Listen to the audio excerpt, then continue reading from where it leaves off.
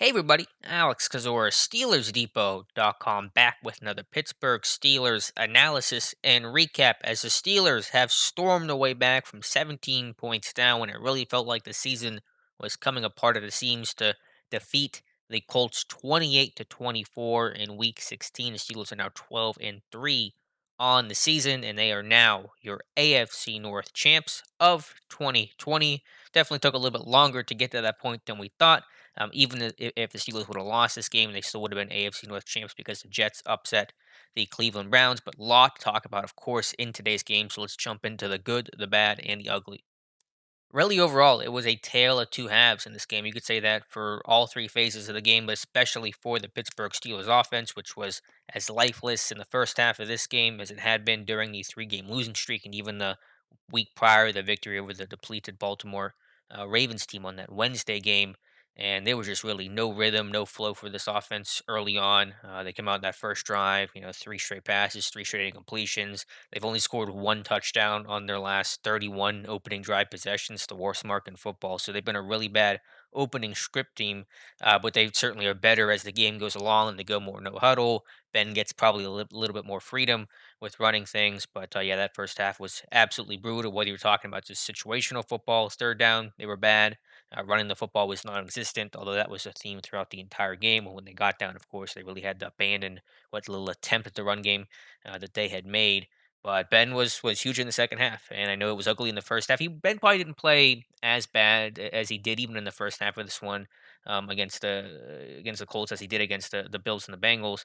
But he was certainly not good enough, and the second half was a huge night and day difference, as I just said. And just look at the numbers here. The first half for Ben, he was 11 to 20 for 100 yards, no touchdowns, no picks. Second half though, 23 to 29, 242 yards, three touchdowns, no interceptions, and they needed Ben to storm back and play like Ben. And there were a couple of great throws, getting the deep ball going to Deontay Johnson, the over route to Juju, and just really having command of this offense. Kind of reminded me of the first Ravens game where it was kind of all just put on his plate in the second half and said, Ben, go make it happen. And that's why he's a Hall of Fame quarterback. And as much as we've, I think, rightfully criticized Ben the last couple of weeks. I've never counted Ben out. I've never said that you got to go to Mason or that he's done or he's washed or this is the end for Ben. I've never gotten to that. I know many fans out of frustration have said that out loud, and I never even come close to that point. So this is a great example of why you can't count out Ben against a very good Colts defense, and again without really any semblance of a run game.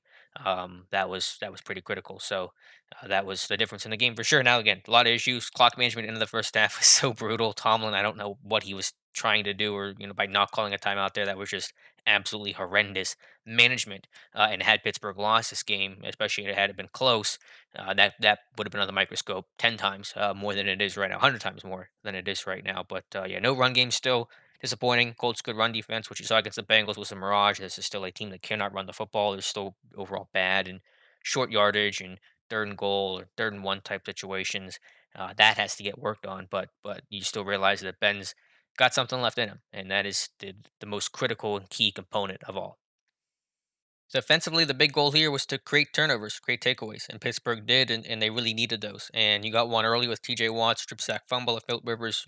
Mike Hilton scoops it up, and at least the Pittsburgh's only points of the first half, and that at least gave you something to feel good about early in that game. And then you got interception on Mike Hilton or to Mike Hilton later in the game, so you got two turnovers off the Colts. The Colts had not turned the football over once in their past three games, all wins. They turned the football over twice on Sunday, and they lose that game. I mean, that's so much of what football comes down to. Whoever wins a turnover battle, the way Pittsburgh did against the Colts, often is going to be the victor in the game, especially when you're winning it plus two. I believe the Steelers did win this plus two in the turnover differential category. So that was critical. TJ Watt was a monster. Mike Hilton played really well. And Alex Highsmith had a couple of really important pressures late. One led to the Mike Hilton interception.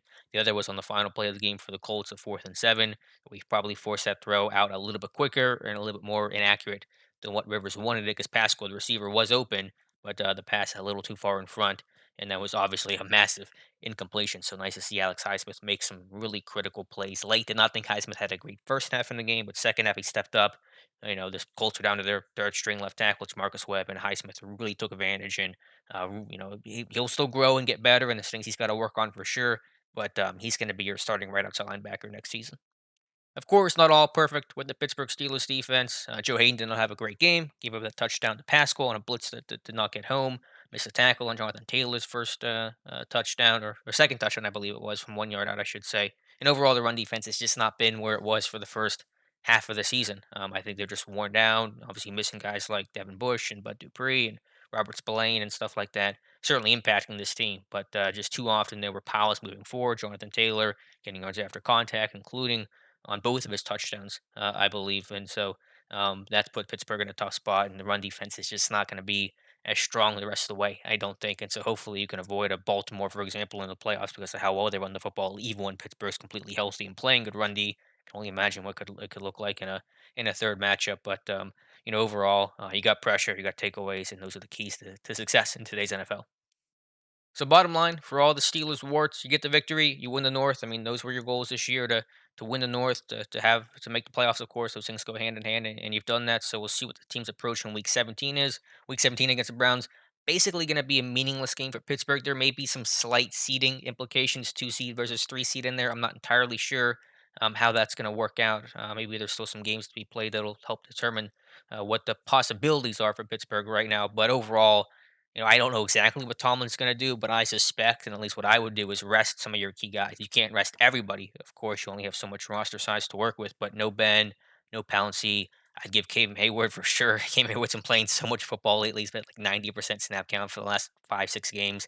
I would give him week 17 off. And for a team that obviously has just talked about the mental exhaustion, the physical exhaustion of it all, not having that bye week since week 4, this can be your week off to get right and get rested a bit for the playoffs, which could be a grind because you're going to be playing now, at least 3 games to get to the Super Bowl since the Chiefs beat the Falcons and they have now locked up the 1 seed in the AFC. So if I'm Tomlin, I'm resting those key guys for sure.